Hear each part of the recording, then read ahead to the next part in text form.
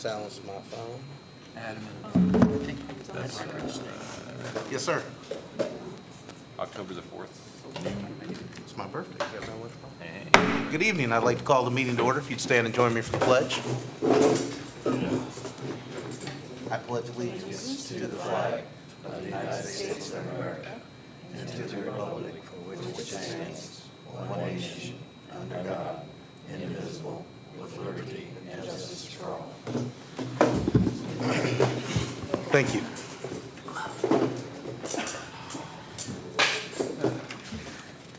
Moving down, I'm looking for approval of the consent agenda, which includes the minutes of August 23rd, 2022, September bills totaling $1,475,442.81, the included financial reports with the money moves that we have made to the fund balances, approval of the 2022-2023 school bus routes, and approval of the special education program review.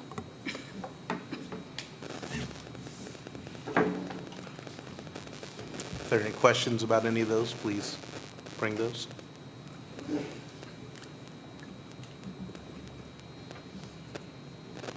I move that we accept. I'll second. Any more discussion? All those in favor, please say aye. Aye. Opposed or abstaining? Thank you.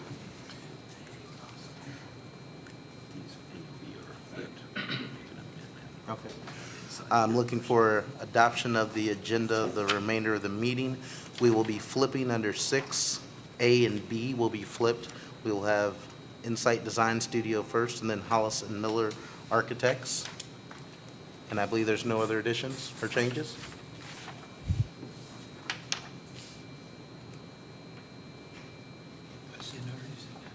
I don't even.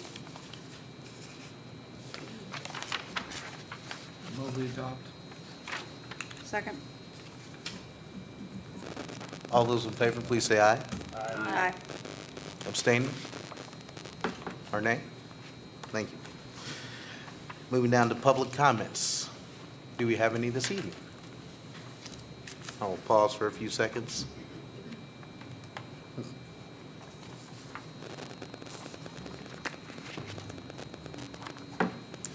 Seeing none and hearing none and seeing no motion, I will move down to our first report and invite Insight Design Studio to come and speak with us. Mr. Patton, you need to introduce them.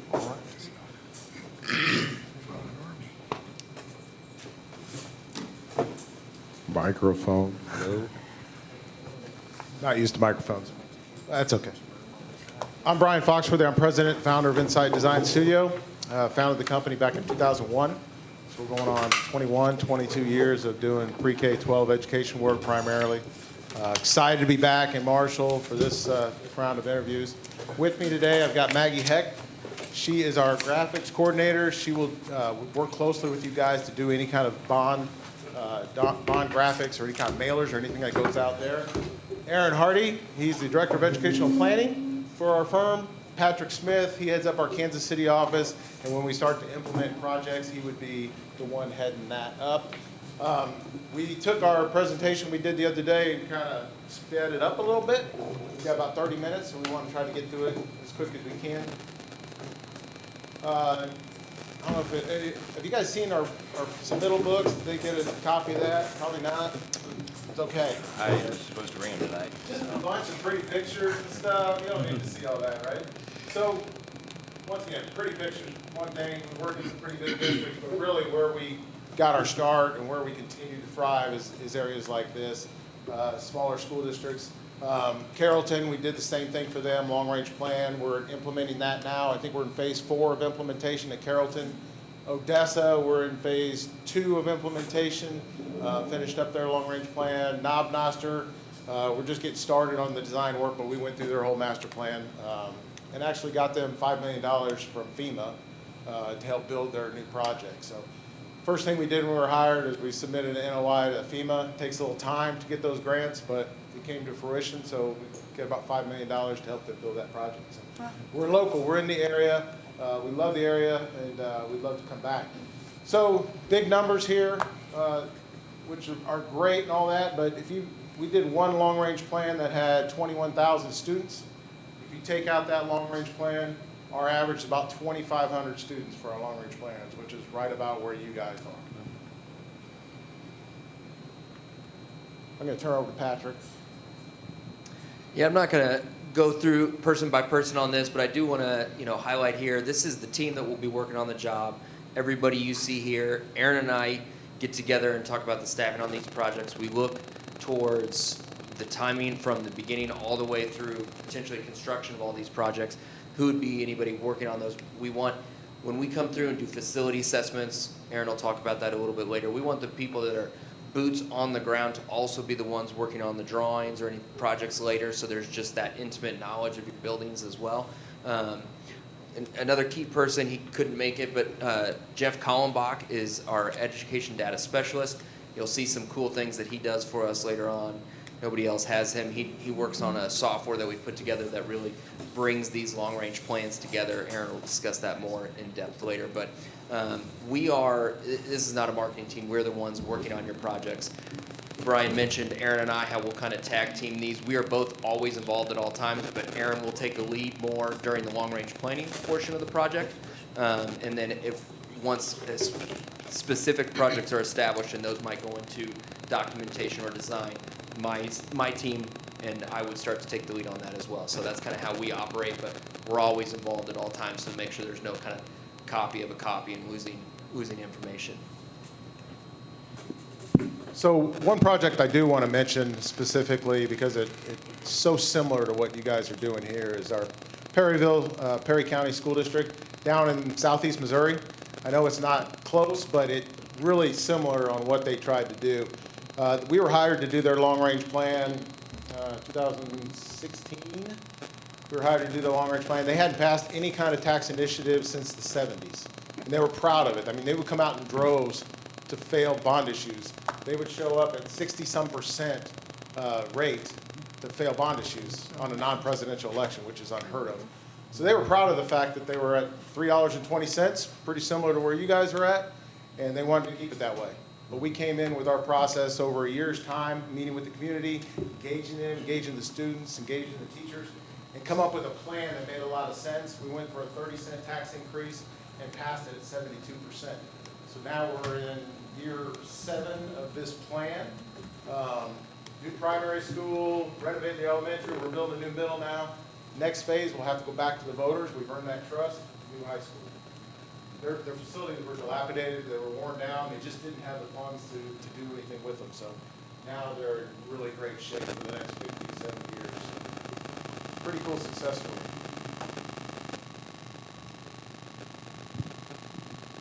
All right. I already talk fast, and I've been asked to talk faster, so sorry. One thing we learned from Perryville, and this is where we started to break off educational planning from the world of architecture, because historically you'd hire an architect, they'd master plan something, they would do the work. We learned that Perryville and a lot of groups, they didn't want to talk to an architect. They didn't want to hear somebody tell them about what they could fix and we can do right away. They want someone to listen to what their needs were, evaluate what they were saying, be held accountable, and be able to come back to them and tell them why we chose to do something or why something didn't make it. And it better not be because I didn't want to do it. That was very quick to understand. So we threw our whole process on its head. And we started with stakeholder engagement as opposed to any other process we'd go through. We identified, we'll come out of the gate and identify these groups that we need to meet with, but generally these are the groups we want to engage. And it's the people that have the most to gain and the most knowledge about the district. And we want to understand what their perspective of the buildings are. We go through multiple rounds of engagement with these groups, and we're looking for different aspects at different times. So the first round, we're looking for what are the deficiencies, what is going well, what could be better. We're not solving anything, we're just collecting information. The next round is trying to prioritize and identify what the real issues are and deep diving all the information we found in the first one. The last phase is going back out and making sure everybody understands why we're doing something and make sure they have some sort of consensus on what's happening. And if it's a multi-phase plan, making sure everybody understands why their spot in line is where it is. If they're in phase 2 or 3, hopefully they understand that their time is coming and there's other needs that are in front of that. The first thing we do is engage building level folks. So we're looking at facility staff, building administrators, And, other groups that are in the building, we're gonna do facility assessments. So we've got a book going around, that's actually, believe a master plan document. But we've got this rubric we go through, and it's 150 line items, and we score a lot of things. And we do this through the involvement of those that are in the buildings. We wanna understand what they think are deficiencies, along with what we see and what our engineers see. So we'll compile all this information, and we break it down in a bunch of different categories and kind of spit it out in a way that's digestible to most people, as opposed to a bunch of check boxes and comments. We also want to understand what the building utilization is of each building.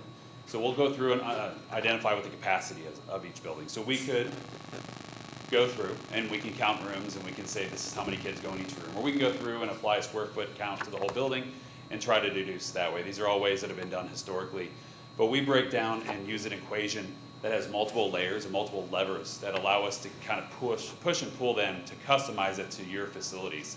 It could be elementary, could be one way, middle school, high school.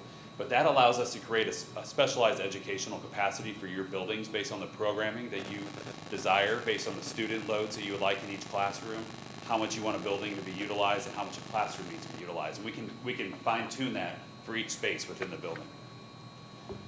So that all gets put together. We also do staff surveys, so we're collecting information from them as well. But it's important to engage people outside of what you would typically see. So this is meeting with a group of students. Again, what do you like about your schools? What do you think could be better? How do you want to learn? And is there anything that's in the way of that right now? Or do you have something now that someplace you love? Something that you and the kids think are great? And let's try to make that all over the place. And why is it successful? We meet with the parents and we meet with the patrons and ask them the same questions. What's going on? What do you love about your school? What makes you passionate about bringing your kids here? What makes you passionate about working in these buildings? And what could be better? What have you seen somewhere else that you think that would benefit the Marshall schools? So, how can that come into play as well? And then, sometimes you just need consensus, right? So you put a bunch of people in a room and you put things up on the screen and you do text polling. Should we do A or B? Okay, how about B or C? We force rank things. So making sure that we have multiple ways to engage different stakeholders so that we can customize the plan and make sure that whatever we're putting in place is to the benefit of the groups that we're serving. So we have a video that we showed in the earlier presentation. We're going to skip it for time. We can always come back, but it showed one of our processes and how engaging they are with the groups that we're with. In terms of overall approach, as I mentioned, there's multiple layers to this. So these top three here is kind of what I just went through, and that is where we're just going to engage the people that are in the buildings, engage our engineers and the specialists, and just try to understand what the deficiencies of each building are. Is it a mechanical system? Is it a plumbing system? Is it asbestos? Is it anything? And just put that all out there and collect that information. At no point are we trying to solve anything yet. We're just trying to put it all into a place that we can compile it and we can go back out the second time in our envision phase and go back to those same groups and say, here are the issues that we found. They came back in staff surveys that they cannot control the temperature in their room at all. Talk to us. What is the real issue? We'll talk to the HVAC people that maintain it in the district. We'll talk to the people that use in those rooms. What is the real issue that we need to address and what would satisfy this issue? That's the envision phase. So we come back with the issues we found, make sure that every solution is based on the feedback we're getting from those groups. And ultimately, we're going to do a master plan. And that's where we go back out, force prioritization, ranking, phasing, all those things. And we'll go back out as many times as we need to until we get a level of consensus that the board is comfortable with and make sure that the community is going to be supportive of that plan. Part of the planning is cost. So I'm going to let Patrick here talk a little bit about cost. So obviously, recent economic times, they are things we haven't experienced. But these are numbers that we track and we've been tracking since the inception of Insight Design Studio. It is, when Brian created the firm, he always knew that he was like, I felt there was a better way to do things, and this was part of that. And we was talked about effective buildings a lot. We brought that up a lot at the previous presentation. When we talk about effective buildings, we want to make sure we've got, we pick and choose spots where we want to pop the building and be creative and let everybody in the public be proud of what's built in their community. But at the same time, we want these effective buildings to be cost-effective buildings as well. That level of design doesn't need to be taken throughout the whole building. And we strive, and we have our engineers strive to be, turn over every stone on being the most cost effective we can. These are 3 different case studies of like buildings. We've got a high school and a middle school in the same district, 2 elementary schools and 2 other elementary schools. And you can see these are us against our competition. You can see how we stack up cost per square foot. And what the difference for those makes is in Excelsior Springs, we did a long-range plan. The case study cost per square foot, buildings alike elementary school that bid 3 months different from each other. That was $5 million difference. And in every district, those needs far outweigh the dollars that you have the ability to fix anything. So $5 million in Excelsior Springs created a whole nother addition and renovation for $5 million at Elkhorn Elementary School. You know, this difference right here goes a long way. Or it makes the difference of you're trying to pass your first bond issue or first levy in a long time. It's the difference of instead of 70 cents, it's a 40-cent initiative. So, I mean, that's a big deal. And then it's also, when all said and done, we've also seen, because this plan is going to be multi-phase, right? You don't want to get done with the plan and then have the voters come through and be like, this is way too lavish, we didn't need all of this, and now you've also lost that confidence for any subsequent bond issues as well. So there's that fine line you want to walk, make sure everybody's proud of those buildings, but be effective, cost-effective solutions as well. And that's very, at the forefront of what our designs are. And I don't want us to confuse effective and cost-effective solutions with cheap or something that's not going to be maintained. What we do and what we're proud of and we think is one of the most effective pieces, when we start to hand off projects, not only do I give the design team the master plan that says we're going to do an elementary project over here and here's how much it is and how big it needs to be. And, those are all important metrics. But we're going to identify through this whole process the list of goals, values, and visions that have to be met. So we're going to be able to know where the most important parts of each building are. And if we are doing something architecturally and we're not satisfying those goals and values, we have to consider it. And we need to look at it really hard to make sure that who is it benefiting? Is it benefiting the building? Is it benefiting a photograph that might come later and put it in some magazine? Or is it benefiting the students that are going to be using the space? We make those choices every day. To parlay that, we've never submitted for a design award, right? Because it kind of takes the focus off the kids. If I start submitting on something we're designing, doesn't it kind of make it seem like maybe it's more about us and the kids? Just want to throw that little piece in there. So again, cost effective, not cheap. So it's really important to differentiate between those. So I was almost ready to skip it to you, but we got to support these things in the end. Again, Perryville doesn't pass this without a ton of work by a ton of people, and it's not the architectural group that came in. And I mean, we'd like to think it's us, but we were part of the solution. But it's how it's promoted and how the community's engaged. So we've got a little case study we're going to talk about in Piper. It's on the Kansas side, but again, a tough one to pass. And I'll let Maggie talk to that. All right, so this is an overview of the services that we provided Piper USD 203 as far as bond support and community engagement. So I work directly with the superintendent, Dr. Jessica Dane, and some of her support staff to come up with solutions that engaged the community and got their bond issue passed. So one of the ideas that we came up with was these magazines that we put out quarterly, and those basically just went over the benefits of this bond issue passing for the district, as well as what would happen if the bond issue didn't pass. We also put out biweekly postcards, same kind of deal, just include information on district activities and bond issue information. We also designed website graphics, social media graphics, yard signs, flyers, things like that. So that's the same type of support that we would provide Marshall Public Schools, and we'd really work with you all to figure out solutions that work best for your community in getting this bond issue passed. So to note here, this was one of those where we had to regain the community's trust. They had ran an initiative 5 or 6 years prior, and the message that was out there, I don't want to say the message that was out there, what we were told, so what was heard, was that it wouldn't be another 15 years before they came back out. It'd be a no tax increase, and they were going to be able to finish the high school, and everything else was going to be good in the district. They have been going through 5% annual growth for the last 20 years, and there's no signs of stopping. And it became wildly evident that there was not enough room in their buildings, and they're going to have to move up the plan. And it was also going to necessitate a small tax increase. And now that's where things got a little, I don't think anybody minded an earlier tax issue, but there had to be a tax increase. So there was a lot of people that felt like they had been misguided earlier or lied to.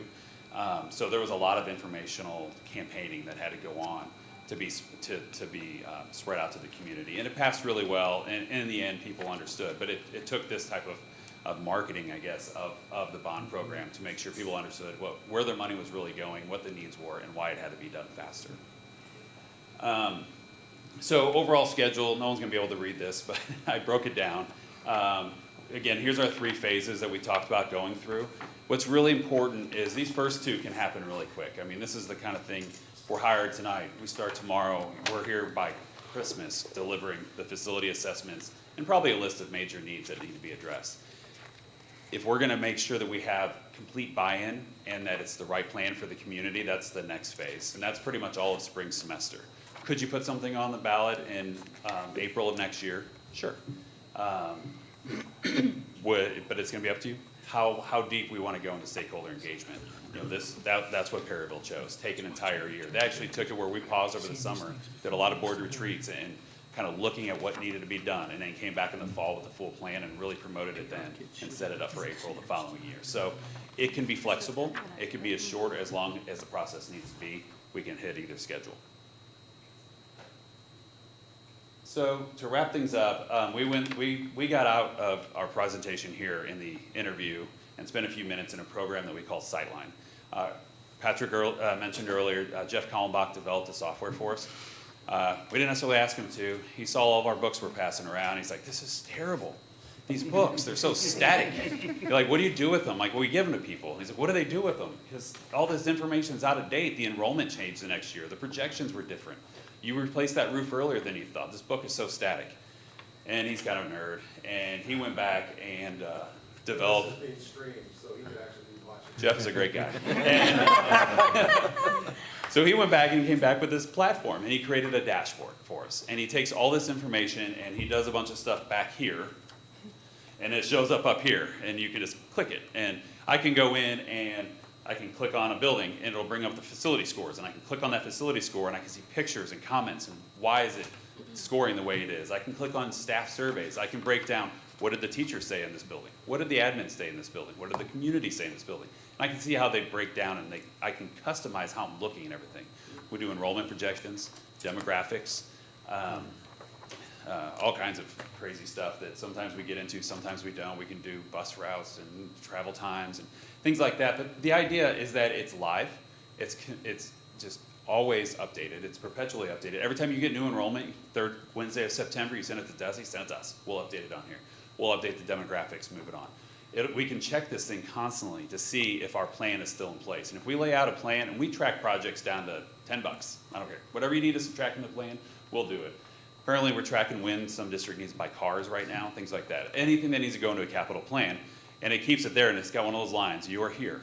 And it's, here's what's coming, here's what needs to be in process, and here's what should have been completed. So it always keeps you up to date and accountable. So if we're behind on something, you catch up. If something's coming up and maybe it's not as bad as we thought, and we can make something last another year, you can start to kind of live master plan constantly and move things around. So it's not just about tracking big projects. This platform is about tracking as many things as we want to input and as many projects as we want to do. If we just want to replace the floor in this building, but we're going to do a new building across the street too, we'll track both those separately because they're both equally as important and they have to be done at certain times, and we want to keep ahead of that to make sure one of them is not falling behind. Did I summarize Sightline enough? They got to see it. It's kind of fun to click around and see the different things, but it's just trying to keep the information at your fingertips. It's web-based. We send you guys a link. You log in with your email address, and you guys can always see what's going on with all the different projects and with all the different data that we're compiling. So, I think that's it. Told you we can do it. 21 minutes. Pretty good. Pretty good. 37 down to 21. All of you guys were the last one, like, I didn't do that last time. Last time you did a live demo of the dashboard, and you can click around a lot. So all the screens, all the tiles that we saw there are, imagine that pretty much any little data point that you see is something you can click on and kind of do a deep dive on. Yeah. So. Yeah, we show those books and pass them around, they look pretty and everything, but Aaron's right, once you get them, they're Out of date. So this program allows you guys control. At any time, you can get in and see where your enrollment is, what your projections are like. We've got it we actually showed you what your neighbor's levy is. And you guys are by far the lowest levy anywhere around. Can you get the mic and say that so everybody can hear that? We've even done your levy, so we can look at your neighbors and see what your levy rate is compared to your neighbors, and you were by far lower than anybody else. You're at 320 or so, and I think the next one's 380, and then everybody else is over $4. So Yeah, we're way there's behind. some work to do. Yeah. Way behind. Okay. Thank you, guys. Awesome. Questions? Thank you. Questions? You're, Can I ask you you're guys one pretty question? thorough. Go ahead. On behalf of the board, that I want them to be able to hear from both of our presenters. If the district, the community, the Board of Education says we don't want to do a bond or we can't pass a bond, what happens next? In terms of your facility planning, long-range planning? Well, I think what you need to do is look at it long-term, and what can we do with capital outlay, and then run it again. We failed to mention our first interview is that we also team with Excellence K-12 on many projects, and they do out and go surveying the communities, and they get you a pretty realistic idea of what this thing's gonna do. It costs a little bit of money, but it's worth it. But they're engaged if you want them to. That's just an add-on thing that they do. But that'll help you determine if we go 23 or 24 or not at all, or what their appetite is for whatever levy you're looking at doing. So. And what's important is that we're not here to set up for you for the next bond issue or the 2 bond issues. I think you said it in the first interview, we're not gonna say we're here for 3 bond issues, you know, until you pass one. But we're really here to master plan in whatever capacity you need us to master plan. If running something and raising taxes is you know, not in the cards, well, let's figure out another solution to make sure that we can maintain what we have. We're gonna master plan around whatever limits we have, and that's what's important about Sideline, because we can run multiple scenarios and see where things are going. So hopefully that answers a little bit too. Yeah, you're gonna have to put money into your buildings, otherwise, well, so those of you who saw the horse race, everything ends up at the top, and it's not a good situation. It's already getting close. I mean, we've got to put some money into these buildings just to maintain your assets. So what they've got in this bottom tile down here is a map of all the buildings in a district. And as time goes, you can see which buildings are scoring better on a matrix of upkeep and future planning. Am I right? Absolutely. And they cross analyzes a facility condition, which goes up and down, and utilization. So you can look at it in multiple ways. So if something's drifting all the way to the right, means it's super full, and all the way to the top means it's like super bad. Like that's a bad. You don't want to be living here. You know, you kind of want to be out in this zone. So you can start to see if you ignore something for 10 years, is there one particular building that kind of floats up there and makes us realize we forgot about somebody. You know, we need to go back and take care of something. So. Wow, that's a lot of info. Thank you, guys. Thank you. All right. Thank you. You're gonna have to give it up. Give me all your hand. He's got his eyes on you, Jack. He knows you're the thief of the group. Hey, he knew you were the studious one, Jeff. Oh, is that what it was? Jack likes to take things home. Jack wrote all over it. Thank you, ladies and gentlemen, for your time tonight. Thank you guys very much. Our next presenter, they're gonna set it up real quick and everything, and he's here, and it'll take just a moment to get his presentation up.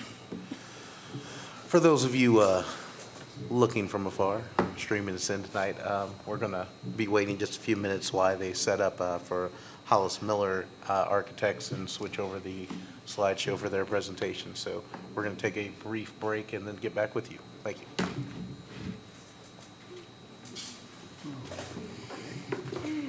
Who was the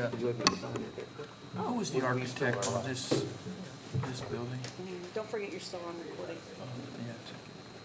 I don't think it'll work. Will that work? I don't know that answer, If but you hold it.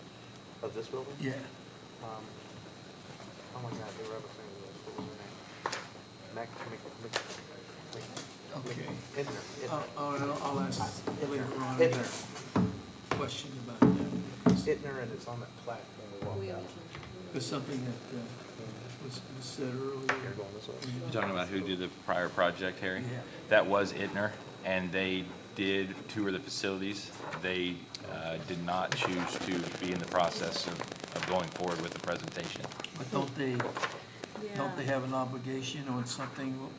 The obligation's on us. Huh? I think we had the obligation. It relied, the obligation was more on our end.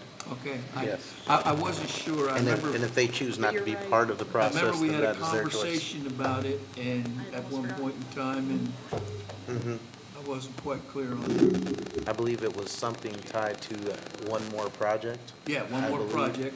But if they're choosing, Dr. T If was they choose not to talking be about- here, but then we if they don't have to choose do not to that. be there, then we aren't held to that. Okay. Yes. 'Cause I remember Dr. T was talking about it in one of our executive sessions. Speak to the process a little bit while we transition, is that all right? Sure. So what's transpired up to this point while we're getting the next presentation set up is that we did an initial RFQ. You all might recall, I believe that was back to end of July, August. We put out the initial RFQ.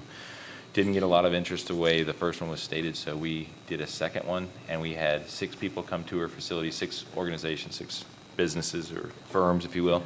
And then 5 came and presented to a committee of admin, of facilities people, and Dr. Meyer sat in it to represent the Board of Education. And then they narrowed it down to 2. So you just saw Insight Design Studio, and now you're gonna see Hollis and Miller architects firms. And the premise of the entire thing is that we want to have a 5, 10, 15, 20-year plan for what's going on with our buildings. And after this presentation will be my superintendent's report. We're going to talk about safety and security tonight, as it were.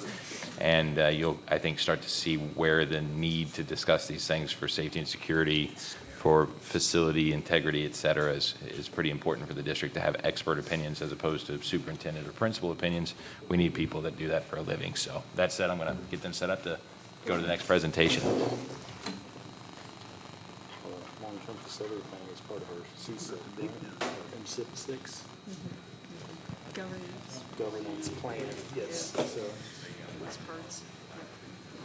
So we might as well get on with it. Yeah, somebody's gotta help us with it. It's gonna cost us money. I sat in on one of these ones before I was on the board. The last issue that I did. Right,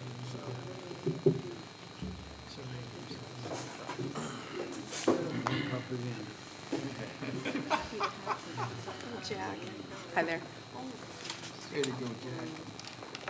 Even so.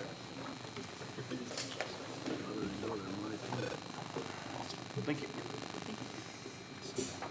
I'm gonna take this one back.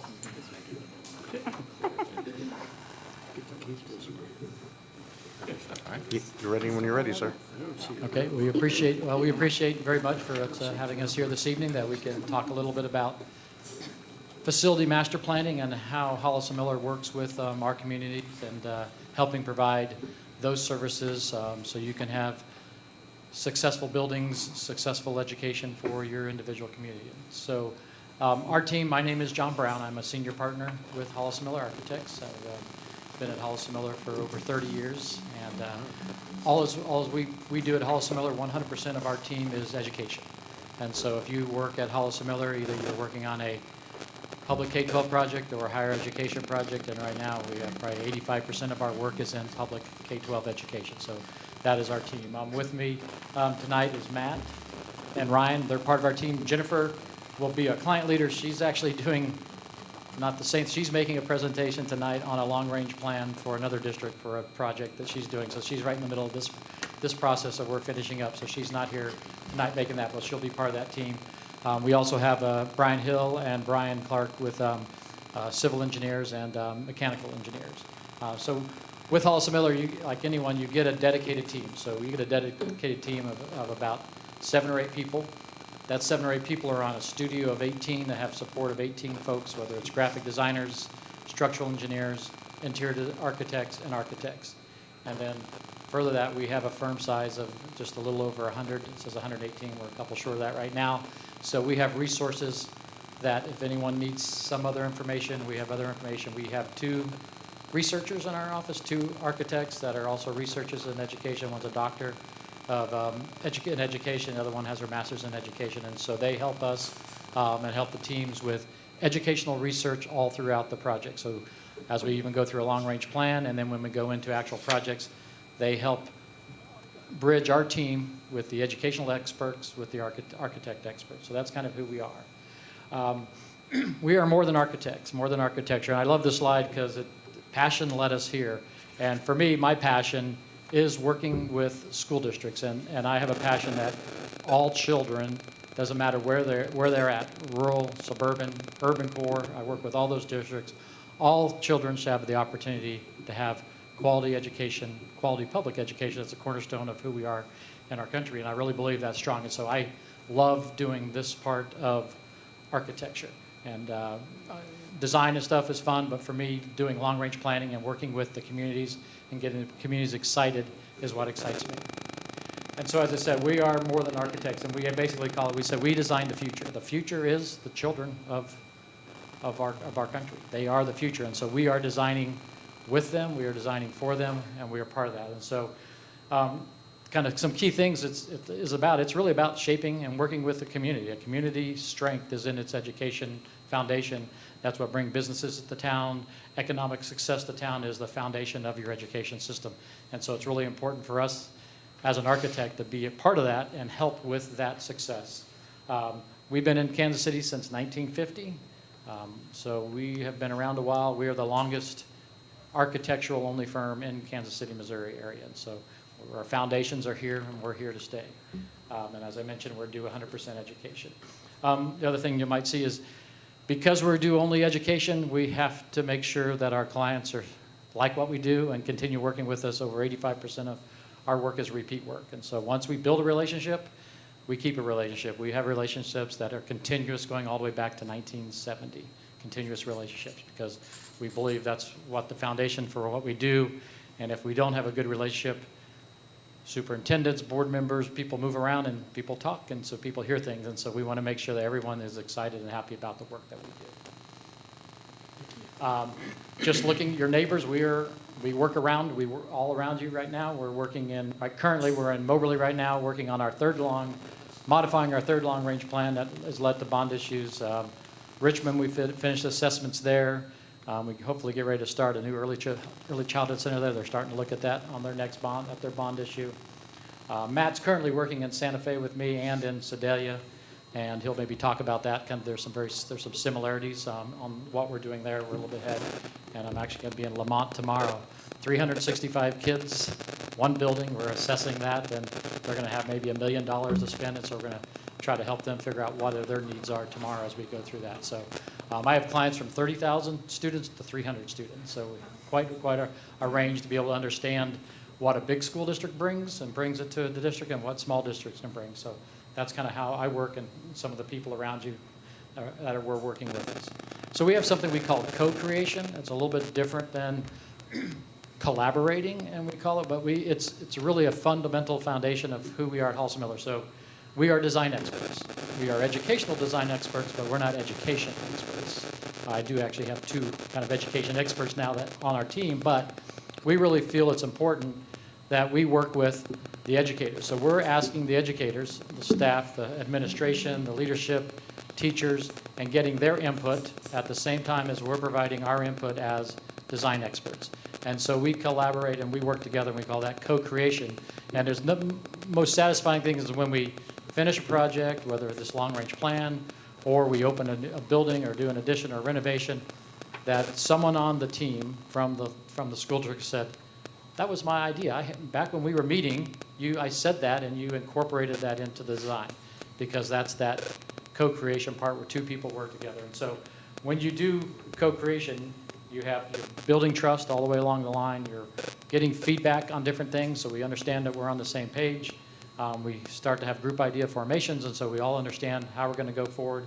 And then we have some mutual goals and expectations that we get to that basically lead to a continuity and understanding and success for everybody. And that's the key, is to get everybody kind of going in the same direction. Not everyone's going to go perfectly exactly the same, but if we can get everybody moving in the same direction, that's the goal that we want to do. And so we have a model that we've been using. We presented this probably 20 years ago at the National School Board Convention, and they adopted this as a successful plan to engage community. And so it's 4 quadrants, and we use this when we go through the long-range planning. This will actually touch 3 or 4 different times with different groups during this long-range planning. We even use this when we're working on a specific project. So it's broken up into 4 areas. So we have administration, we call the facility vision team, and that team gets together. That's board members, maybe 1 or 2. It's maybe key teachers, key administrators, the architect, superintendent, and we make sure we stay focused on the task at hand. Whatever our task is, a successful learning by long-range plan. We are our focus team, so we're continuous throughout that process, making sure we focus on getting the things done. Then we engage 3 other components of that. And so student and staff, you cannot forget, and some people start working a lot with the community and doing different things, they forget actually who's in the building, using the building every single day. They know the building best from a certain lens, a lens from teaching and a lens from learning. And so we engage them as part of this process that we'll talk about here in a few minutes. Then we have the community, so civic groups, ministerial alliances, whatever those might be. We want to engage commerce, Chamber of Commerce. We want to engage the community members that support the district and make sure they understand what we're doing, what the district's doing, why they're doing it, to go forward to basically build support. So this whole idea is to build support continually over a period of time. So when and if you decide to do a bond issue, you feel comfortable moving forward with that you're going to have support. And it doesn't always mean a pass, but at least you're going to have support. It's not that people are pushing back against it from the beginning. And the fourth one is patrons. So that's your booster clubs, PTAs, and sometimes those are the loudest speaking members. You got, whether it's band or football or softball, volleyball, what it might be. They're the perennial volunteers. They're the parents in the school all the time, spending lots and lots of time. So you want to make sure you're listening to them and they understand what we're trying to do. And a lot of times they can be your biggest advocate as you go back out into the community. So it's real important that we use this process. And like I said, we've been using it for 20 plus years, and we'll use it as we go through this framework. And so we developed, I call it a simple framework. It's only 5 steps, but it's customized because we use it all the time for every different district. And so we game plan, so we figure out what we're going to do. We start with the end in mind, and we work backwards, and we get a game plan of what we're going to do. We do collection of data. So that data is physical data, empirical data. So it's numbers, it's things about the building, but then we also collect data on human data, and I'll talk about that in a few minutes. We do something called planning criteria, so all of the decisions that are made are all made with something in mind. So if it doesn't meet the planning criteria and it's on our list of something to do, we may put it off to the side, and we'll get back to that because it doesn't meet the things that we talked about that are most important. And then we get to explore those options. So in a long-range plan, it may be different options that have to do with what projects that might involve, how much money it might involve, those kind of bigger picture things.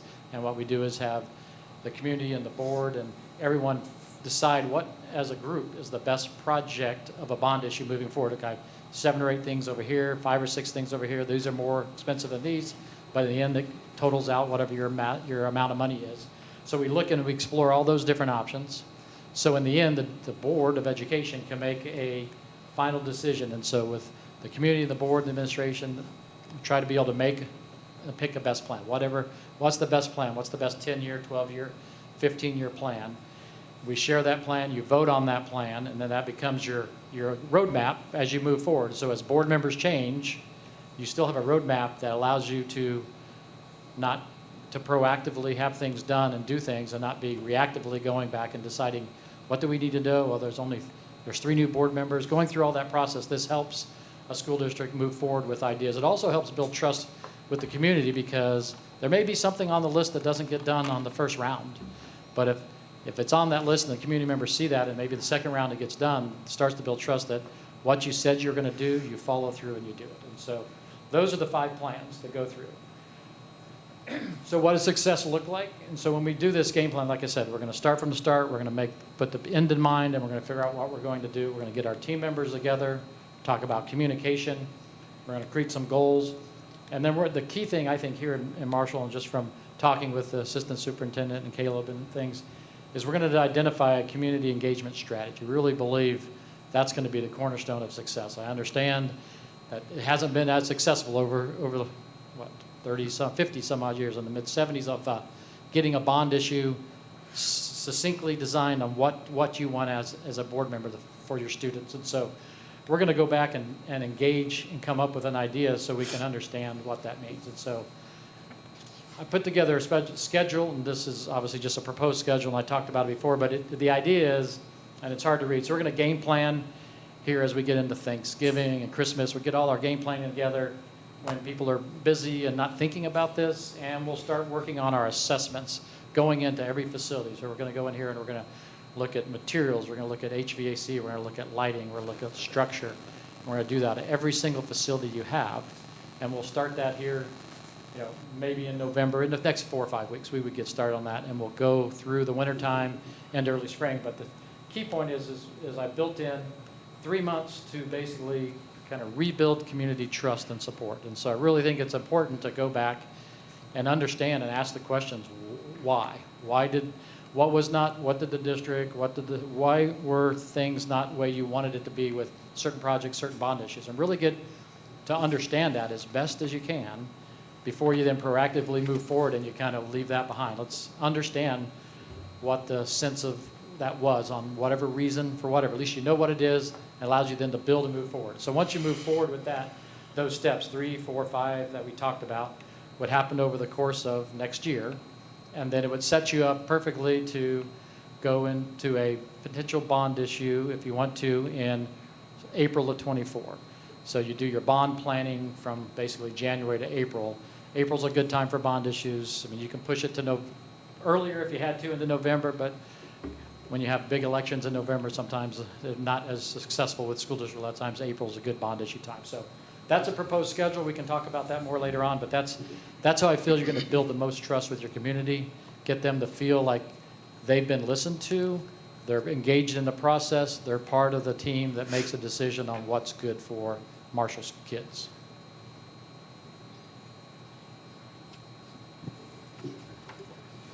Thanks a lot. All right, thanks again for letting me be here tonight. My name is Matt Griswold. I'm the senior architect on the long-range plan. I have the pleasure of walking you through steps 2 and 3 of our process. Can you guys hear me okay? No. Get a little louder, possibly. A little louder. Okay. Sorry, I talk quietly when I get the microphone. I feel like I'm yelling at you. So again, my name is Matt Griswold. I'll walk you through steps 2 and 3 specifically, data collection and our planning priority process. Data collection, it comes in many forms in our process. You can see across the top of this slide, we have things such as capacity analysis for each of your facilities, facility assessments, site evaluations. We'll issue surveys out to the community, to the students, to the staff. Things that we're looking to gather information on are all kind of seen across the bottom of the screen, but we want to learn everything possible about your building, such as safety and security technology, MEP systems, educational considerations, that you have. Really, the goal is to make sure that no stone is left unturned. Go ahead, John. Yeah, and so one of the primary tools that we like to use during data collection that we found great success in over the years with many clients is this A4LE assessment document. So that's the Association for Learning Environments. That's like an internationally recognized group, kind of the standard for education design from kindergarten all the way up to higher education. And they have an assessment that we've used many times here with 7 kind of primary categories that break your buildings down. There's one of these documents for each one of your facilities so that we can kind of commonly consider, why does elementary school A score a 60%, but elementary school B scored a 95%? What are the weaknesses of this facility that are starting to show up in our assessment that don't show up in our other schools? So we can kind of use our facilities to kind of learn from each other and to compare and contrast. So some of the main categories that we'll work with our engineers on, civil and mechanical, electrical, plumbing, our school sites. So we'll want to study, where is the building on a site? What's the bus lane like? Where do the parents drop off relative to the buses? Are we crossing streets to get to playgrounds? Structural and mechanical features, just how is the building doing, right? What is the building on life support? Is the building in great shape? Are the HVAC units newer? Are they older? How is the foundation doing? Plant maintainability, very similar to the structural mechanical features, like can we scrub the floors where we need to scrub the floors? Are the plumbing fixtures the appropriate size and placement on the walls for the type of students that are in the facility? And kind of jumping down the list here, educational adequacy, that, number 6, that category focuses on interior and exterior environments for learning. So really just making sure that our classrooms are sized appropriately, our teachers can move throughout the space, they can arrange the rooms in the style of their teaching that they choose. And second tool for data collection is surveys. If you remember earlier, that blue and white circle that was broken into 4 quadrants that had that kind of bright orange bullseye that John showed to us, this is our opportunity with surveys to make sure that we hit every single one of those quadrants. So we want to engage everybody. And not everyone can make it to a community forum. Not everyone can show up on a community meeting, especially when they're weeknights. We understand. We all have families and we're very busy. And so surveys give us that digital component to kind of shoot out into the atmosphere and contact people. So we like to hit community patrons. We want to talk to the staff. And within the staff, we want to talk to building leadership, the educators, the support staff, the folks who run the facility, right, the janitors and the facility maintenance crews. And then finally, we've had good luck recently with student surveys. We like to send out a pictorial survey of just pictures like of educational spaces, kind of rank these 1 through 6, pick your top 3. It's a nice contrast to the parents' voice, right? We hear from the parents in the community survey, but we get to hear from the students on what kind of environments are they expecting, to kind of learn in. And this slide is an example from a recent effort with Sedalia 200 school district. So we work with our educational specialists, Christina and Michelle, I think John mentioned earlier, on developing questions for the community, the patrons, the students, and the staff. They help us develop those questions in conjunction with your group to make sure that we're getting kind of answers to questions that we have. And then on the back end, they help us develop 3 or 4 pages of results. So we will give you all the raw results from those surveys that you can look through, but this is much more interesting.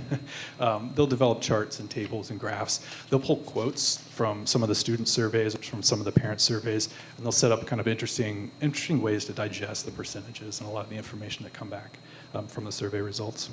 So I'm going to hand it over to Ryan real quick. He's going to fill you in on a couple things. Hi, everyone. Ryan Terry with Navitas. I am a business development manager with Navitas. Over the last 10 years, we've done quite a bit of work with Hollis and Miller in really a couple different capacities. So just real briefly, I'll share the roles that we often will play in this process in master planning, and then actually in getting into construction a little bit. So up front, our fastball, what we do best is energy efficiency and energy work. And as we go through with the architect, we often will find, as we assess a building from an energy lens, from looking at energy efficiency and how buildings are operated, we often can find things that you may not see on the surface. And so our role in the master planning phase is to help find different things that how the buildings may be operating. And that, again, that can, these guys talked about different priorities and assessing different needs. That's just one other data point as you're deciding and trying to prioritize what needs to be done, what may shed light, the energy consumption may shed light on different needs that your buildings have. And so up front, that's what we would envision, John and I, as we have talked, where we might be able to provide some value as we're going through those building assessments, especially those initial building assessments. So then as we move into construction and implementation, we have, as we've kind of looked at your facilities and talked, you guys have maybe some similarities to some other projects that we work together on. And so in concept, what companies like us do, and you may have heard companies like us that do this kind of thing where we use energy savings to help fund other needs.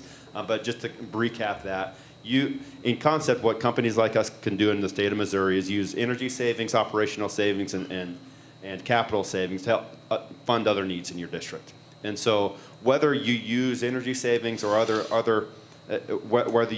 whether you have a lot of energy savings or not, it really just gives you some flexibility. And so maybe to illustrate that, we have an example from Center School District. So as we were hired to work with Center School District, it was pretty apparent quickly, and the district knew this, that they had about $1 million of roofs that they had to get done really quickly. So imagine you have a roof that needs to be replaced in the next month. These guys aren't going to be able to get through the master planning and get bond issue passed that quickly, but they have that need. So that's kind of where the Center School District was at. And so in working together with our architect, we recognized that we all came together and said, okay, if we can implement this work and then use bond issue money to help fund it, if it passes, that would be great. But if it doesn't, in our initial assessment, we saw that we could save well over $1 million over 15 years to fund that need in their district. And so between upgrading lighting and heating and air conditioning systems, the windows and those things, we knew we would have saved at least $1 million over 15 years to fund that main capital expense. So we knew that was a bare minimum. And so the plan was to do that project up front very quickly, get that roof replaced, and then continue to develop our project through the rest of the school district with the mind of using energy savings to fund that, even if the bond issue failed.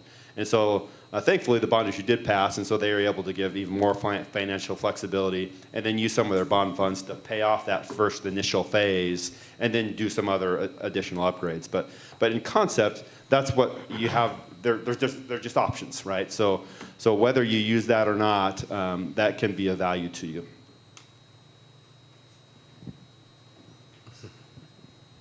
All right, jumping back in here, we're going to hit step 3, planning criteria.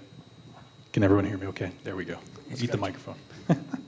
All right, so our third step, planning criteria. We're not yet to the point where we're talking about specific projects, right? Step 4 is exploring project options. But here, we come together as a group, the HMA and Marshall, to come up with concept statements. So like kind of the warm fuzzy statements, the priorities that we see as a district need to tackle in this long range plan. So these priorities will help us guide ourselves through the decision-making process of the next 12 to 24 to 36 months. So the focus of these statements really comes down to 2 simple things: high-quality facilities and making sure that those high-quality facilities support learning and teaching. Like they have to work together, or else the system is really just you're just creating pretty boxes that are updated and upgraded. So we use a chart here that John just had on the screen that it's kind of a 4 steps to success that we see. So step 1, these are just foundational elements. So when we do our facility assessments, we're going to learn a lot about your facilities. Most everything we learn is going to go into this kind of bucket number 1. These are the non-negotiables that we see. They're things like dry roofs overhead. We need like HVAC systems that keep the kids cold when it's hot outside, keeps the kids warm when it's cold outside. Things that must happen inside of a building in order for it to function on a daily basis. Bucket number 2 here for our planning priorities is really about the operations of teaching and learning. So we've got the environment jiving. Now we need to really make sure that environment and the decisions about our environment are helping the learning and the education process. We cannot forget about that. So bucket number 3 for our planning priorities is really making sure that we open up that spirit of openness and belonging. So now we're really starting to plan for like support spaces. So we have students that need additional academic support, support for social or mental well-being. These priorities would really start to talk to that group of students and how we begin to support and kind of nurture the child or the young adult. And then finally, step 4 is all about empowerment through space. All right, so we've talked about our fundamentals. We've got this spirit of openness and belonging. The culture's built up. Now we're ready to empower everybody through that awesome new space. And finally, this is the kind of document, just like our surveys, we work with you all to create these priority statements, but then we'll put together a final kind of takeaway package, similar to like what I was handing out there earlier, where we can show you our path to success and we can identify step 1, 2, 3, and 4, and where we think each one of those statements can fit within that framework. And you'll notice each one of these statements has kind of a B or a P next to it. So always looking back to see, all right, are we answering a need that has comes from the building side, or are we answering a need that really comes from the people and the program side of things? So knowing that we're always combining education and high quality facilities together. So after we go through all that long, hard work, then we start to explore options. And so that's really a fun part. That's where everybody starts to align their vision. And we kind of have 3 components. How well is it going to serve you in the future? What's the best collection of all these spaces, all these programs, all these parts? And does it fit within a budget? So you're going to have a budget, your bonding capacity, you're going to have a budget that we have to fit into. And then what we look at is this 12-year plan is maybe it fits into 3 segments in 12 years, and maybe you do a bond, a bond, a bond. Whatever that might be, we'll study all that to explore those options. And we'll use cost estimating, different tools that we have. We'll use center learning tools to make sure that the students are at the front of all the decisions we make. And then we adopt that best plan. So that's that last line. And we use all these documents that we've talked about. We study how your district is growing or getting smaller or staying the same. We look at priorities. We look at site plans and planning, the A4LE assessment that allows you to then have your plan. So all that's done. You vote on an idea that you want to move forward. Then you got to prepare a bond. Then you got to get the community excited to go out and vote yes for the students of Marshall. And so Hollis and Miller has in-house environmental graphics. So we do all this work in conjunction with the district. And we know there's a yes campaign vote that's public. And then there's just a vote campaign, which can be done by the school district. So we usually work with both different campaigns and kind of the liaison between the two to make sure that we're following all the protocol Missouri laws and following a yes vote and then just a regular vote. And we provide all this is all graphics that we can provide to the district. This is one we actually provide free, as we actually have an economic impact study done. And so we have a gentleman we work with that will study the impact of 10 million, 20 million, 30 million, what it will bring in the community. Even though you're a non-tax entity, everyone who comes and works in the community, goes to Casey's or goes to, we went to a restaurant today, we pay taxes. So those taxes are generated for generating revenue in the city. And so we understand and look at that. And so over the last 5 years, with all the different districts that we've worked with, there's been a lot of money passed, small and large, from 1 million to a couple $100 million. Not everyone's successful. We've actually had, it was actually 4 very, very rural districts in Kansas are the only ones that we haven't had passed since 2015 that we've worked with. And then a lot of our districts, we don't just work with the big districts, 64% of our districts are 6,000 students or smaller. So we're working with folks like you, folks that have smaller districts that have economies that are tough, that people are struggling, but still trying to work with those community members to show them the importance of why the bonds are important. And so with that, we'll open it up for questions. I was just curious, you gave a metric since 2015, which is 6, maybe 7 years, but Chit, you said you've been around for like 70 years. What are your rates going back like to 2000 or 2010? And why are you just highlighting the last few years? Just curious. Just because it's information I have. I've been with 30 years at Hollis and Miller, and I know you're not going to be able to have an right, exact number. I would so say I'll it's give still you over some grace. 90% in 30 years. It's pretty high. We really value the process that we go through, and the process is usually successful. And if it hasn't, Platte County was one that failed, 2012 or 14, somewhere in that range, and then it passed a few years ago. We were part of that when it failed. We understood and found out why it failed, and we worked it and it passed. So that's an example of failing one and passing one at the same client. Thank you. Yep. All right, thank you guys very much. Appreciate your Okay, time. thank coming you. tonight. Thank you.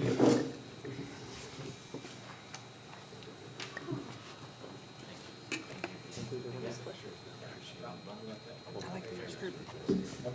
I like the first group presentation better.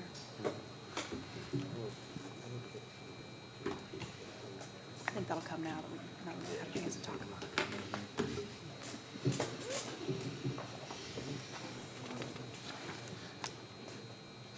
Okay, how's everybody still with us here? So we're going to go through my report. It's a quick report tonight. I know you've been sitting and listening for a while.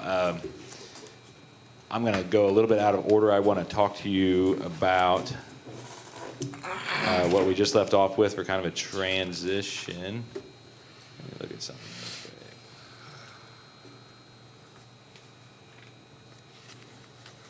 I'm on the wrong month, so let's get to the right one real quick.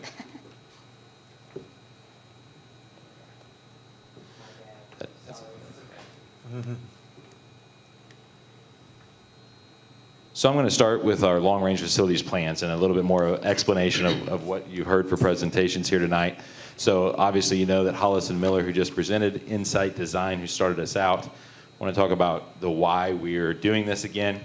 So we have to look at our population forecasts. You heard that mentioned in some of the presentations.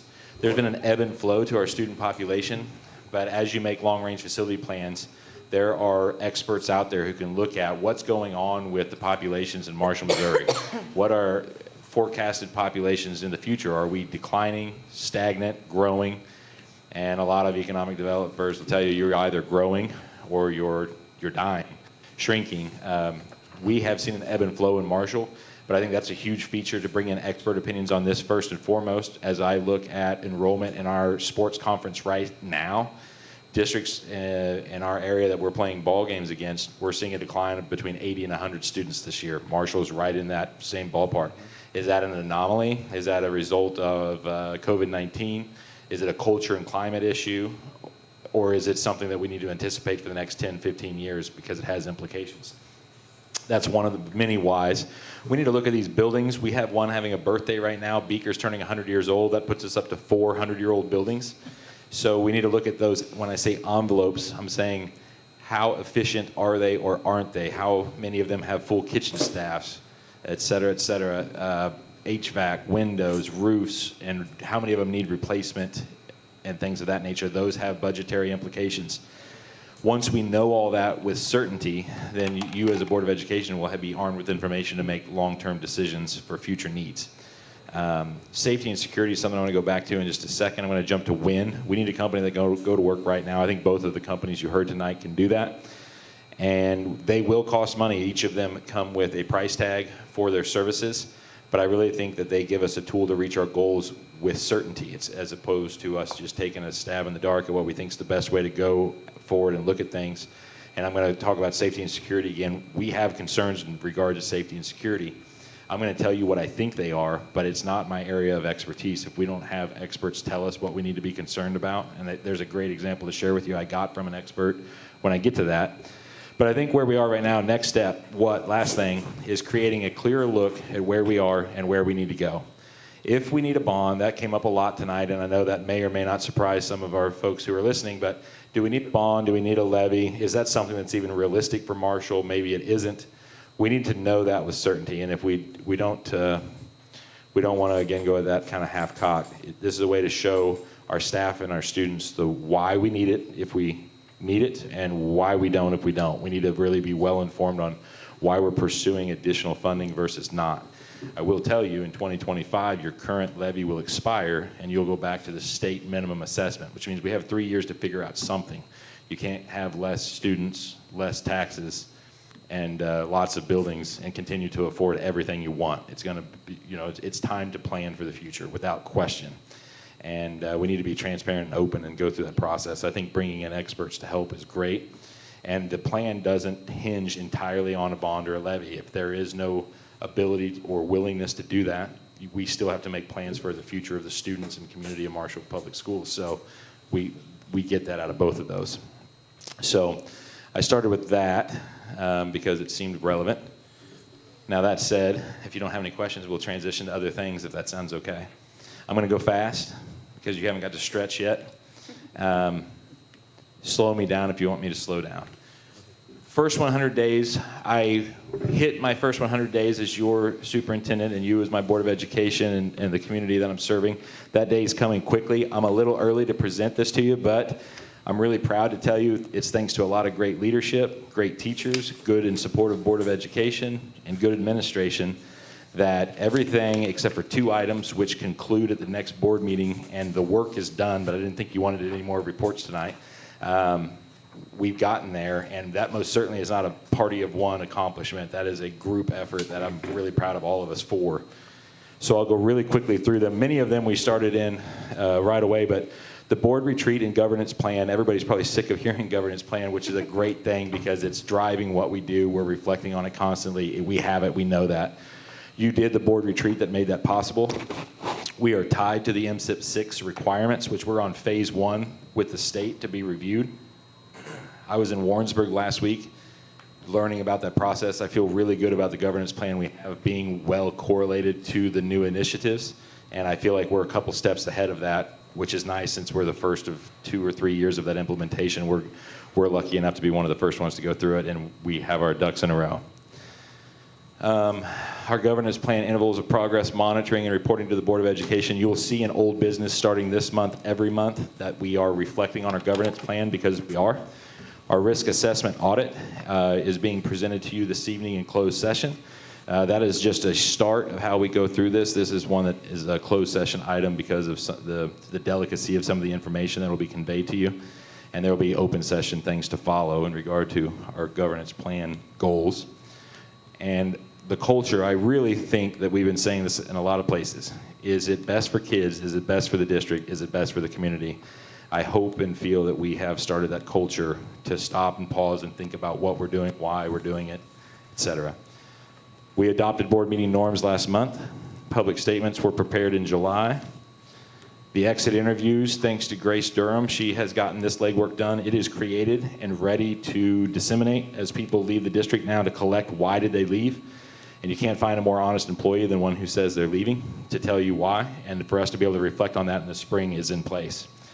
2 items in blue I'll leave till last. I'll jump to the end. Facebook pages were consolidated across the district, and work to improve how we communicate with stakeholders is underway. That's never going to stop, but it's well underway. What is left is a culture survey for our staff, parents, and our students to be conducted, and the results shared publicly. In your board packets, hard copy tonight, is one of the 4 surveys that we are ready to send out tomorrow with the blessing of the Board of Education. It will go out to staff, parents, community, and students. Students grades 5 through 12. Once you guys give me the green light on that, Daniel Wright is ready to go with getting that out in formats that are user phone friendly. The data collected from that will be ready to present to you next month in the board meeting. The communication plan adopted for buildings, Board of Education, Transportation, Athletics, and Community Outreach. Our governance plan actually calls for that next month. The committee met yesterday for the first time under the direction of Daniel Wright, and they have that information ready to present to you next month. So kudos to the Board of Education, all the staff, the committees, the teachers, the people who have done things for free. But our first 100 days that you guys hired this administration to complete, and the direction that you gave us, we feel really good that we were able to all come together and do that. Any questions about that? When do you want the feedback from us about the surveys? I think anything you want to leave me with this evening or email me about following this evening, I think and would like to have it out by this Friday, barring any forthcoming critiques. Had some emails from community parents, et cetera, and input, and their questions went into the survey. You're going to see it's a lot of questions. Some of it's going to sting or hurt a little. Some of the answers might too. But our parents, our kids, our community, they need to hear us acknowledge what our concerns are, and they need to start hearing what our plans are to address it. I think you all feel good about and are ready for that, and I'm ready to hear it and do the same. And then what we do with it, this facility planning, couldn't be better timed to say, okay, now let's start addressing it. Safety and security is going to come up. To that end, and pretty much the conclusion of what I have to present to you tonight, I will not read you this whole slide. I will tell you that this month I am to tell you and present to you a board report on what the status of our safety and security is. I have decided that report in its entirety, because of the fragility of that very same thing for safety and security, we're not going to share it in open session, but I am going to share my recommendations based on that information. And I will not mince words to say I have concerns, and I don't think anyone's going to be surprised to hear that. Both as an administrator in this district and as a parent in this district, I have concerns about where we are. So I made these recommendations. They could be adjusted based on what a long-range facility plan might tell us or prioritize for us, because, again, that's a more expert opinion than my own. This comes from one consultant who came out and spent the day with us touring facilities to the extent we were able. We quickly realized we weren't ready. There's more to do than time to do it, and we need a plan, and we need money behind the plan to do the plan well. So we stepped back and said, let's present this to you tonight. Let's get going with the long-range facility plan, because there's some big and important items here. So very quickly, the district does have an emergency preparedness plan, but it needs to be vetted, and that's the number one thing. It needs to be vetted for best practice. Every time, unfortunately, I hate to reference the worst possible scenario, but school shootings have increased exponentially in the last few years. That data is compiled, lessons are learned from it each time, books are written, and we have to look at those plans and say, are those plans being implemented with current best practices? You know, from the time of Columbine to last year's events, what we thought was best to do has changed a lot. We used to hunker down and stay in one place. Now we don't do that if it's not going to meet our best interest, and sometimes history has shown it isn't. We don't have motion lights around our playgrounds. That would be helpful, since sometimes that kind of becomes a place for students, parents, families to go in the evenings. Sometimes things go on there that we don't like, so if we put a little light on the situation, that probably would help people make the right decisions. Some of those things are pretty simple. I won't read all of them, but I'm going to jump down to some bigger ones. This has a price tag, and I think it's important, and I put it forth on my list because we've got to get our budgeting practices right. But fifth graders in trailers at Beaker Middle School, from a traffic standpoint, coming in and out of the school every day, being vulnerable to outside intrusion, or just in terms of your practices, systemic practices that promote or encourage behavior problems, We have seen some discipline issues at the middle school in years past. Some of that certainly was COVID probably played into it. But when you take elementary age students who have a very structured life and you put them in a middle school, a really big building with a lot of square feet, but you put them outside the building, and then you say it's music time, go forth and prosper. Well, they're teenagers. So there's systemic concerns with that. There's vulnerabilities with that. And and there are price tags attached to that. But if it's right for kids, if it's best for kids, if it's best for school, if it's best for the community, we've got to prioritize them and put budget dollars behind them. So I won't keep reading, but I am going to talk about, keep hitting the wrong button. I am going to talk about two last things. SROs or SPOs. I think best practice would tell you that we needed armed security at every place we have students. Now, can you afford it? That's something we got to figure out with a budget and plan for. And we have a lot of places, but that's something that's on our list. And then, looking for the verbiage, secure access systems is something that I want to talk about. Every building in Marshall needs to be on the same page for how we access it. Master keys, fobs, cameras, secure vestibules. We are not there yet. So the way to approach that, again, in a long-range facility plan, this comes up, we need to say if that's a priority for Marshall Public Schools, how much does it cost? If you can't run a bond for it, then figure out where you tighten your belts, because when a parent or a student or somebody who shouldn't be there comes to the school, they should all encounter the same thing at each building, which is how we monitor them outside the building. They enter first a secure door before they have access to all the student population. Then they get vetted through the office. They're met with a security officer. Those are ideal practices. We don't have those in place in most of our schools. If we put our minds together, we budget carefully, we can do it incrementally. And these are the types of suggestions. So I'm going to step away from it, say that I've fulfilled my reporting to you, but in our long-range facility plans, it is my number one concern so far in just under 3 months being with you, that I believe with some planning we can do better. Any questions or concerns there?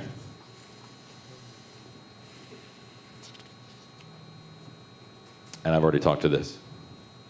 So that concludes my report. Thank you. Oh, that was fast. Thank you. Mr. Rinke's not able to be with us currently this evening, so we're going to bypass the Assistant Superintendent report. Going over old business, this is some things just to keep us high on our list, to make sure we're still keeping them in our mind. Our governor's plan, our MSIP, COVID-19, superintendent evaluations, and the 100-day commitment that Mr. Pettit spoke to. So under new business, we have talked about a fund transfer, and that needs to be done once a year, and that we are still able to do that retroactively to our current budget for the fiscal year of 2022. That fund move that we've talked about is $1,073,576 to move to the capital projects, which is an allowable transfer through DESI. This is a motion event, and I will stop there for questions or a motion. And that's the language that we need right there, right? Yes. On 8A, okay. Yes.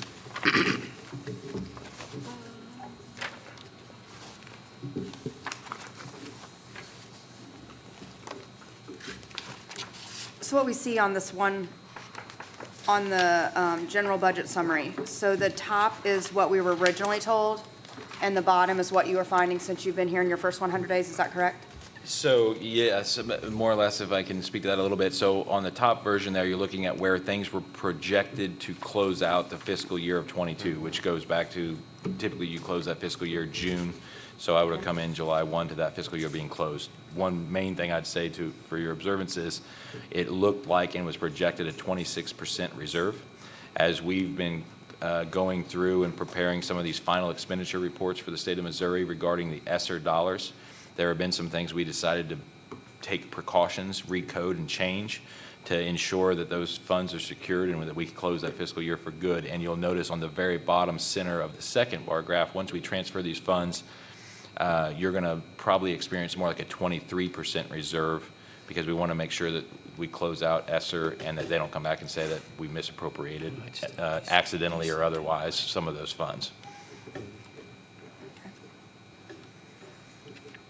when you guys make this motion tonight, what we will do next is we'll revise the ASBR, the general ledger, we'll notify the auditors of the changes, and that'll allow them to finally close out the fiscal year, and you guys will approve the ASBR a final time based on final numbers, which might adjust slightly from what you see there. So on the top one, on Fund 4, on the proposed transfers, there was zero money there in the original budget we were given. And now that's where this million is. Is that's why it should show up here now, or it should have been there then and we just weren't notified, or we weren't educated correctly as a board? So you need to zero out your teacher's fund and items of that nature and transfer those funds. Typically, you do that in June to close out the budget, and you'll put them into Fund 4 typically. Since we have the Spainhauer project, we're still making payments on for around between, it fluctuates. It'll never be more than about $1 million, and I don't think it's ever been less than about $700,000.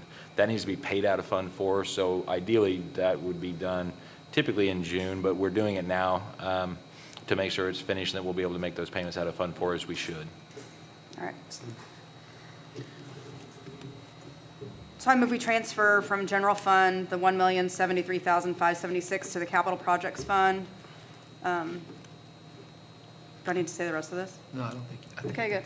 Good. Good enough? Yes, ma'am. Second. Is there any more discussion? All those in favor, please say aye. Aye. Any opposed or abstaining? Next, you will see on a motion to engage with Ed Council. We had talked in our last meeting about our responsiveness, our lack of responsiveness that we've been getting from our current firm, the fact that their structure has changed greatly. As you look through the numbers that are compiled here, as well, looking at hourly rates for partners at $210 from Gwen Mundorf, we're paying $225 to $235, and then Tooth-Keeney as well was looking at almost $285 for their partners as well. The numbers show that Ed Council would be a little bit of a savings for us overall. They have been quite responsive with us as we've dealt with EGL and then as well with the Ed Council side of that same business as well.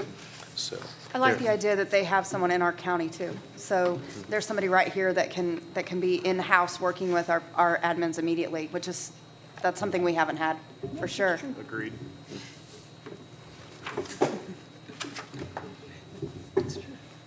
I motion to engage it with Ed Council for legal matters on behalf of the district. I have a question or two. Go ahead, sir. Over the last couple of years, what, just ballpark it, how much money have we spent on attorneys? I don't have that readily available, but I could find out with certainty to see what we've spent.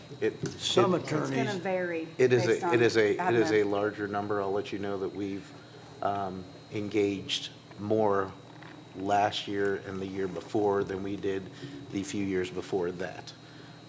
Currently, we're on a good trend of not having to engage as much, so, but those things all come around. some attorneys, you can hire on a flat retainer fee This is true. for how much, for however much you need them, for one cost. Have we talked to these people about that? Most people that I've talked to, I did ask a few questions about this yesterday. I was at MSBA actually for a statewide meeting, and I asked a few people how they do legal. You have, the extremely small districts do use somebody. Usually it is somebody that is local that's donating their time. Larger districts, people our size and above, they've said everyone has to pay an hourly rate. That a retainer for a district for our size, either the retainer's so high, you don't want to buy it up front, or that the hourly rate doesn't ever get there sometimes, or sometimes you may exceed it. So it's kind of a gamble when you go with the retainer, but it is a very large number from the one or two people that said they've tried that in the past. Well, that's why I asked how much have we spent over the Right. last year, so we could have some idea if they were gouging us on the retainer or not. If we proposed that to them or asked them if they would consider that. I know that two of these three firms currently that you're seeing figures for would not entertain a retainer. It would be more of a private practice, that if they would. I didn't check on private practices, but the two of these three would not. Okay. I second the motion. It's been moved and seconded, and there has been some discussion. The question has been called by Mr. Carroll down on the end, so all those in favor, please say aye of changing to Ed Council at actual savings to our district. Aye. Any opposed or abstaining? Thank you. Moving down, next, we're going to look at setting our meeting date and time. We've talked about revising that, moving that back towards the end of the month because it gives us a chance to look at our finances in totality for the month versus where we are usually meeting, which is mid-month. A lot of our bills still come in and out during that time, and that was one reason, and Mr. Pettit is going to give us some more. Yeah, one note on this one, this will be for, I apologize for that, so This this is going to be for the working board meeting with Dr. Henson. Oh. And Our other one's already set, Brian. yeah, that's what It you is, were that's asking. why we're here tonight. I I'm like, what is he talking about? Well, and then I went in there to read, and I said, there's nothing in there that you told We had talked us. about No. having more than one meeting. Yes, on a we had talked about regular having basis, two doing a theme. meetings a month. I thought we were meeting last week. Yeah, for a moment I did too. I will be wrong for the first time today. It's Nice still, word. it's still early. Do we have a motion for this? First time, but not the last time, may I point out. So actually, Just need to solidify it with certainty, I guess, Yeah. for his planning purposes. And this I is a think I little bit should more of a really- calendar joggle for us, so, It is. Yeah. yeah, so. So who wants I to meet would- when, where? I would move that we take no action, but we figure out very No quickly. action. Well, No that- action is in and no go action is on. not Go needed, but Go on. Are we wanting to set that based on when next month's meeting is, or what is your recommendation for when we have it? His availability ideally was October the 12th, and your all's availability was later in the evening from some of our correspondence back and forth on that. 6 to 9:30. Same page now. 6 to 9:30 on October the 12th would be best for him if that worked for you all. I could let him know, just as long as you let me know by the end of the Whew, night tonight. that's my bedtime, but okay. We'll- I know, We'll man. decide by after a closed Oh, wait, what's section, that? after a closed session. And the board meeting next month is Oh, the yeah, fourth that's fine. Tuesday. 25th. It will remain the fourth Tuesday Yes. for the regular board meeting. That's cool with me. So why can't we just set that now, Brian? Is there a reason? Can we just say the 12th at 6 to 9:30 and be done with it, and then we're moving on? Yeah, you don't need to make a motion. Sounds, Do we have to make a motion? No. there's no Okay. motion, we're just planning a meeting. We'll have to publicize it when it gets to be that time. Where's that's that meeting all. going to be? Where is it gonna be? Central office for the October 12th meeting. So that's set, October 12th. That's fantastic. Nice work. Moving along. So, we need a motion for this? Yeah, sorry. This one's So, due. next, looking at some of the high-need areas that we've had, we need to declare to have the fact that we do have insignificant applicants for some of our certified teaching positions. This was as of July 1st, 2022. There are a few certain areas listed, but there could be more, not limited to librarians, sped teachers, science teachers, math teachers, fax teachers. I mean, I guess if we ain't got them, we ain't got them. This declaration in part qualifies some of your critical shortage hires to not jeopardize their prior retirement requirements. We've got, but not limited to, what are we anticipating? I hope absolutely nothing, but I thought if I put that in there, it would keep away any bad juju. Okay, Yeah, fair enough. so, Do we have to read all this when we make a motion? Or we can move to just, as stated. all right, I move as stated in the agenda. Second. Whatever. That's a lot of How do verbiage. we, I got a question before we vote. How have we determined an insufficient number of eligible applicants? It's based on, if I recall the DESI definition of this, it was based on how long you advertised, number of applicants, and determination of their qualifications, not meeting your standards. And do we have to document this for DESI's sake? So duration of number of applicants and qualifications? Yes, by and large, your motion tonight will be the documentation we would need should anyone who's filling in that critical shortage role have any troubles with their benefits not being in jeopardy for filling in those roles. That motion would help fulfill their requirements to not jeopardize their retirement. Sure, I have no problem with going ahead with this, but I just want to make sure that we are, so, I mean, there's the two problems, right? We got to take care of the people who are stepping in to help. but are we also actually documenting this and following? Okay, in regard to with those critical shortage folks? Yeah. And meeting the criteria for their sake? That's right. Yes, ma'am. So that goes back to our software where the jobs are posted and how long they're, so that's verified, confirmed. There were some positions where we had applicants, but we have the, you have like an interview reaction sheet that we have those for our records to show how they scored through the interviewing process. And then we, on the other side of that, for critical shortage employees that have come in to help us, we send things off to their retirement benefit group to verify everything on the other end for them. So by individual case, we fulfill that and should keep our bookkeeping clean. Okay, all right. I just want to make sure that we're not claiming insufficiency when insufficiency is not the actuality. Yeah, And that we're absolutely. not just turning away otherwise qualified people just because we don't like them. Absolutely. Agreed. All right, cool. I stand down with my questions. It's been moved and seconded and discussed. All those in favor of the declaration of insufficient number of eligible applicants and other verbiage, please say aye. Aye.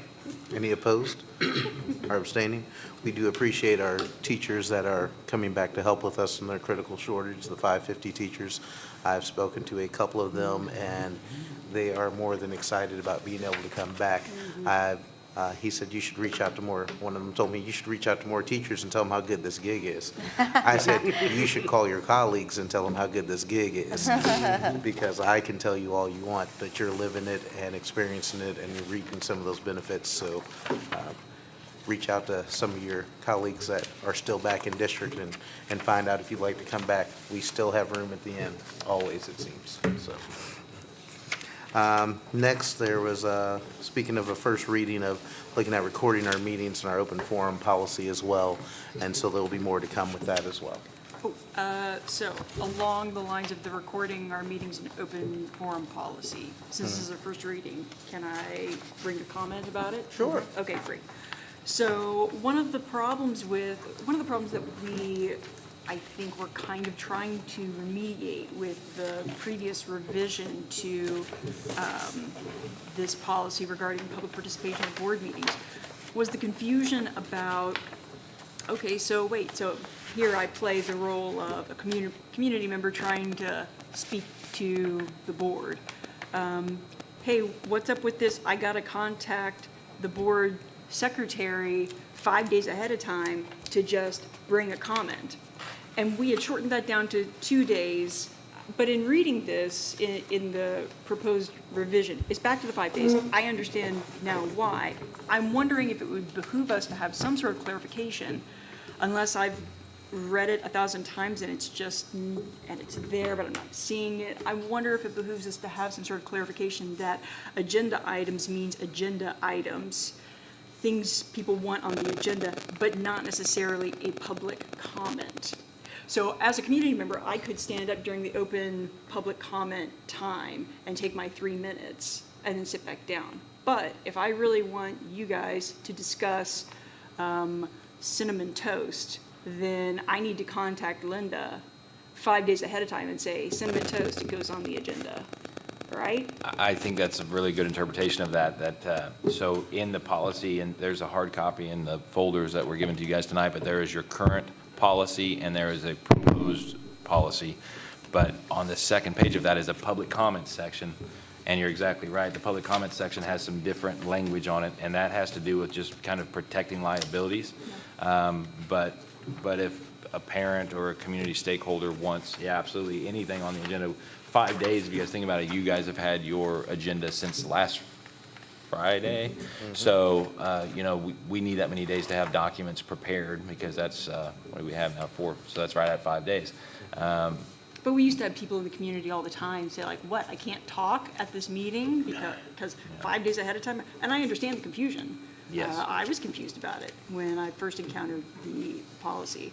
And it hit me in reading this over that, oh, just a comment that clarifies to the befuddled, such as me, that, oh yeah, agenda items, what we're talking about here is actually placing something on the agenda. Which, by the way, if I'm a community member, what am I really going to put on the agenda? that may also be something for us to consider. Because is there a reason? That's a genuine question. I've never heard of such. Somebody from the community contacting us ahead of time and saying, put this on the agenda. Last spring we did. With the mask stuff? Nope. But in a closed session, we had an agenda item. Oh, closed session. Okay. Some of your hearing type items and situations will do that. And there was recently a statutory requirement, and I'm trying to think what it is. It's something kind of odd, but that there are, sort of like a tax rate hearing, the public has a right to speak right then at the tax rate Yeah, hearing. yeah. There are certain items and matters of discussion where they have a right to be able to speak and put things on. And so it's kind of because the laws say we need to, it covers Yeah, that. that's great. Okay, Yeah. cool. That, But I guess I'm a little bit confused, maybe a little bit too, because I feel like we have had a feeling that as wide open as we have made our public statement policy, it has given, it has lessened our restraint on, and protection on liability, that maybe putting some restraint on that public policy is better to protect someone when they're upset and maybe haven't had the chance to think about what they're saying before, and then they make that public in this setting, and it's not behoof of the district to really hear that in this setting. So, I mean, I guess that was the impression that I got, was that maybe the way that we've changed that policy, it has lessened the restraint to a critical opportunity for liability on the district, and we certainly don't want to do that.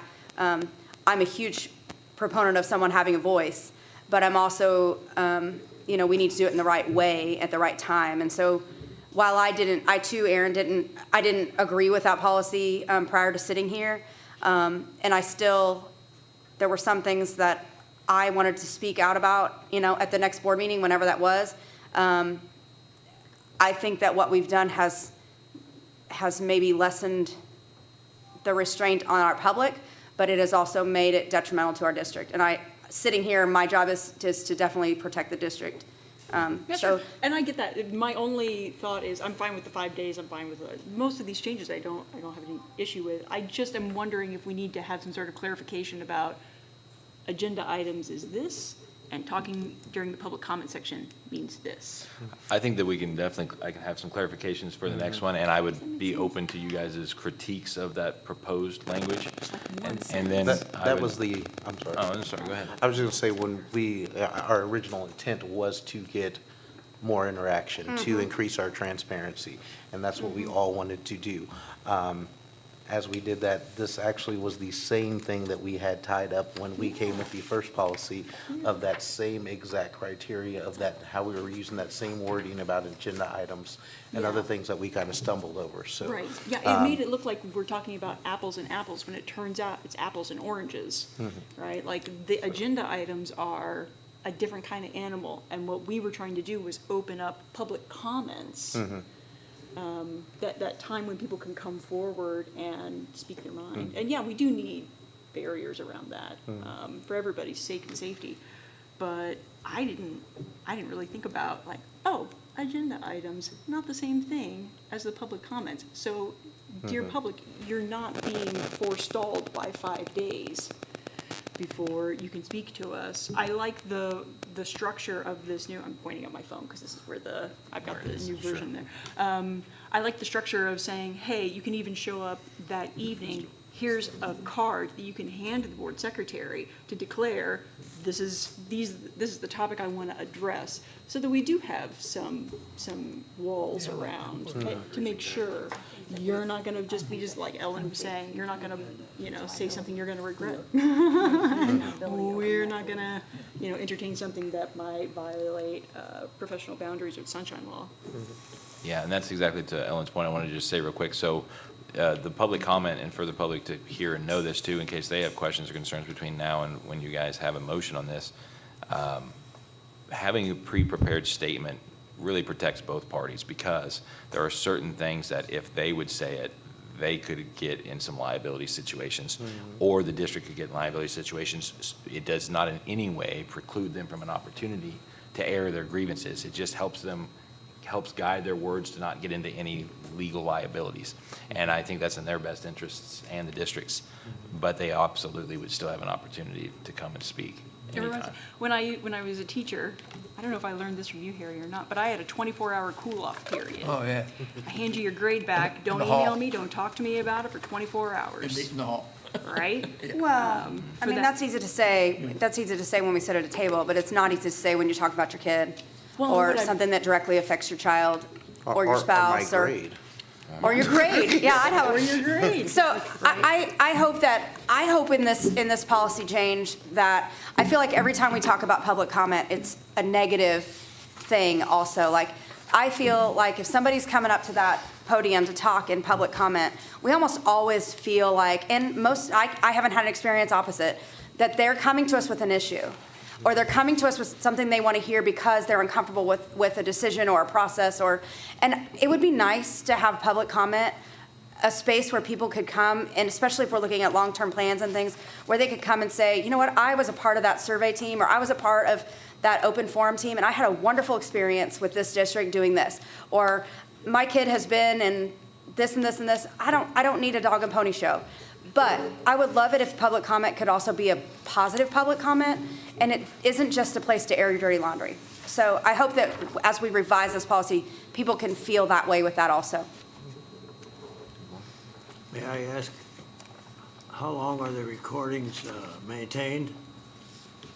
I believe forever, in some way or another, they Yeah, certainly they are have to be, forever. they have to be archived and held, yes. Who has access to them? Currently, I think anybody on the internet. Yeah, They're open they're posted on to the the internet. website currently. Okay, when somebody from the public comes up to speak there, are they told that they're being recorded? Oh, that's a good point. Currently, our meetings are live streamed, and that is public knowledge. It is, it's stated, It's it's been stated right at the stated top on of the the agenda. agenda for a while, but it's not, but But we to be don't- fair, that We would be a don't, we don't useful- remind them before. We they don't, I don't think you talk. have to. This is a public setting, and it's legal to video and don't have to. photograph anyone in a public setting. Yeah, you don't have to. So I don't think you have to. But it might be a I courtesy. think it'd be a good idea to, even though you don't. Problem Yeah. covering your bases. I'd like to get away from that. I'd like to get away from the videos so we could get an audience in person. Just my thought. With all of that discussion, I'd like to entertain a motion to go to closed session to speak about legal action, causes of legal action or litigations, lease purchase, or sale of real estate, hiring, firing, disciplining, or terminating, individually identifiable personnel records, performance ratings, and et cetera, confidential or privileged communications with auditors, existing or proposed security systems and structures within our districts. So moved. Second. Harry? Aye. Aye. Aye. Aye. Aye. And aye. Thank you all. Caleb, do you want, there's a